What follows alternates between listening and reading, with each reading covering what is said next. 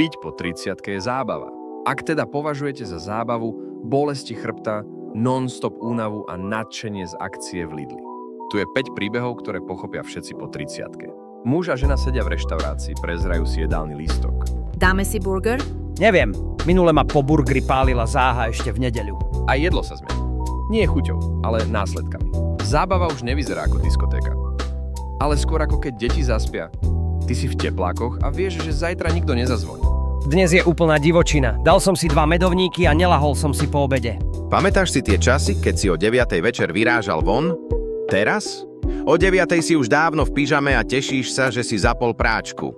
Nie, dnes nikam nejdem, dnes periem uteráky, hardcore. V 20-ke sme jedli pizzu o polnoci. V 30-ke pol hodinu hovoríme, že či si dáme punčový koláč.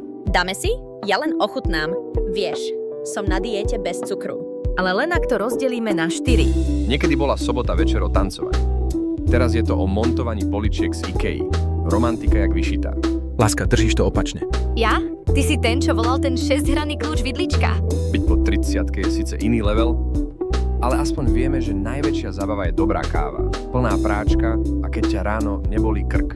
Tak čaute, idem si mu dať magnézium a krížovku.